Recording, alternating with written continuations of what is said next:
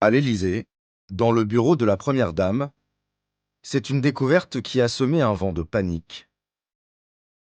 Madame Macron, comme beaucoup de Français, va consulter son espace personnel sur le site impôts.gouv.fr. Elle se connecte et elle voit dans la partie en haut à droite qu'il n'y a pas écrit Brigitte Macron, mais qu'il y a marqué Jean-Michel dit Brigitte Macron.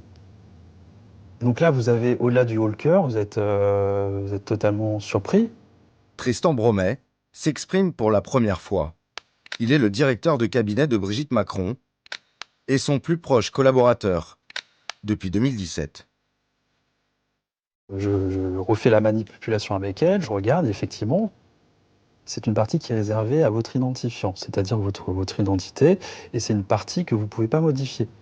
Madame Macron porte plainte avec son avocat pour savoir, en fait, pour qu'il y ait une enquête, pour savoir d'où ça vient.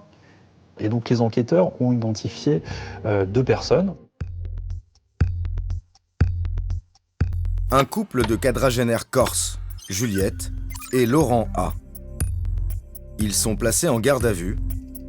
Aux enquêteurs, ils parlent d'une boutade, stupide et irréfléchie. Ils ont inscrit le nom modifié de la Première Dame dans la catégorie « Personnes invalides à charge » de leur déclaration d'impôt, pour protester, disent-ils, contre la politique du gouvernement. En février 2025, à la barre de la 13e chambre correctionnelle de Paris, Laurent A. affirme regretter. Je prends conscience aujourd'hui que ce que j'ai fait était insultant. Mais mon intention n'était pas d'insulter ou de porter atteinte à l'honneur de Madame Macron. La modification sur l'espace personnel de la Première Dame serait due à un bug de l'administration fiscale. La Cour relaxe le couple. Brigitte Macron a fait appel de cette décision.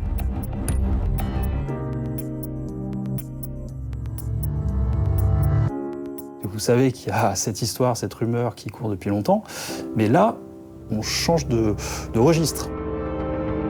Jean-Michel dit Brigitte. La rumeur selon laquelle la Première Dame serait un homme. Né dans les sphères les plus radicales de la complosphère française. Les 3 premiers mois de l'année 2025, c'est plus de 1 milliard de vues. Cette théorie complotiste est devenue l'une des plus virales au monde. Comparé à d'autres fake news, c'est hors norme, c'est inédit, c'est du jamais vu. Depuis 5 ans, cette rumeur poursuit Brigitte Macron et ses proches. Quand ces petits-enfants entendent dans la cour de récréation « Écoute, ta grand-mère, c'est pas ta grand-mère, c'est un grand-père », elle est touchée, elle est meurtrie. Et là, on touche à la généalogie de mes parents. Et là, c'est impossible.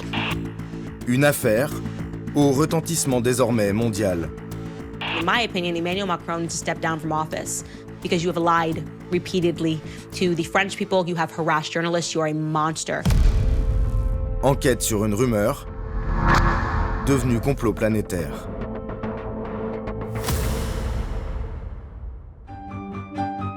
Printemps 2021, rédaction de Mediapart. Le directeur du site d'investigation reçoit un mail étrange.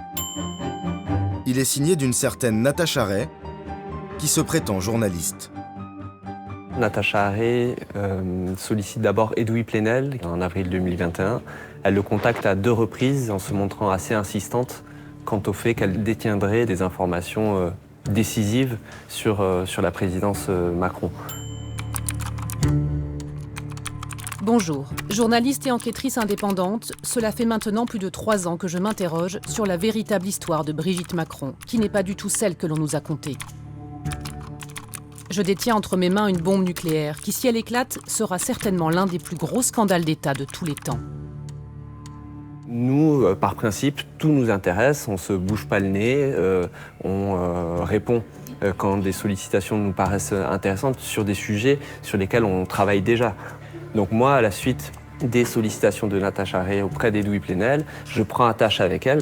On a eu entre 5 et 6 échanges, je pense, en avril 2021. À aucun moment, elle ne donne le fond, finalement, de ce que pourraient être les informations qu'elle dit détenir. Et il y a un autre élément qui, moi, va m'interpeller, c'est que assez rapidement, elle va me demander, en contrepartie, d'être embauchée au sein de la rédaction de Mediapart.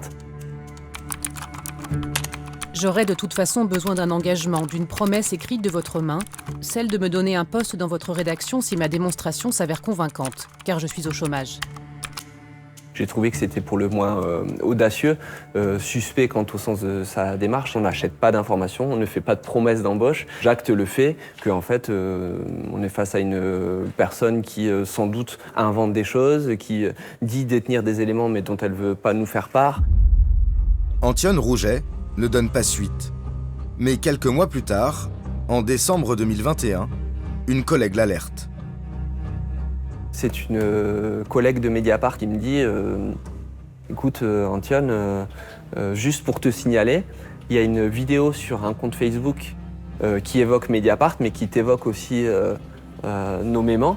Et c'est là que je fais le lien en fait entre cette interaction de quelques semaines au mois d'avril très bizarre quoi, avec quelqu'un qui me semblait totalement brouillon. Cette vidéo, on est en direct. La voici. Elle est publiée le 10 décembre 2021. Natacha Ray n'apparaît qu'en photo, visage dissimulé derrière des lunettes de soleil et un chapeau. Elle est l'invitée de la médium Amandine Roy. Elle enregistre cette vidéo sur le compte d'une médium du fin fond d'Internet qui s'appelle Médiumnisation, une dame qui fait de la médiumité et de l'alerte politique qui éructe en fait sa haine de l'élite et notamment du couple Macron. 4h35, de démonstrations absurdes où Natacha Ray prétend révéler les résultats d'une enquête qui se fonde principalement sur des photos glanées sur Internet. La forme du visage, c'est une forme de visage spécifique à la jante masculine. Et cette forme de visage-là, avec ses caractéristiques, n'existe pas chez les femmes. On voit bien que, enfin pour moi, on voit bien que c'est pas une vraie femme, que c'est un homme tant bien que mal déguisé en femme. Alors très certainement opéré. Je suis même sûre qu'il y a eu opération. C'est un transsexuel. Selon elle, Brigitte Macron serait en réalité un homme. Et pas n'importe lequel. Elle serait son frère, Jean-Michel Trogneux. Vous n'avez rien compris? C'est normal. On vous explique. Selon cette théorie complotiste, Brigitte Macron, née Trogneux, ici sur les genoux de sa mère, serait morte dans les années 60. Son grand frère, Jean-Michel Trogneux, ici à gauche, aurait changé de sexe dans les années 80 et pris l'identité de sa petite sœur défunte. Selon cette théorie complotiste, Emmanuel Macron serait donc marié à Jean-Michel Trogneux, homme transsexuel et âgé de 80 ans aujourd'hui. C'est pire que les sous-doués du journalisme en fait. On n'a aucun élément tangible permettant même de douter, etc. Il y a des questions totalement vaporeuses en l'air, etc. Mais il n'y a absolument aucune information. Si ma thèse est la bonne et qu'elle est Jean-Michel, eh bien forcément, elle n'est pas la mère des enfants, mais le père. Si elle est le père des enfants, il y a forcément une mère planquée quelque part. Elle part dans tous les sens, c'est vraiment complètement, on ne comprend rien. Elle aurait dû rester au fin fond d'Internet et ne jamais finalement buzzer. Nous mettons fin à cette interview ce soir, mais vous l'aurez compris, elle n'est qu'un début.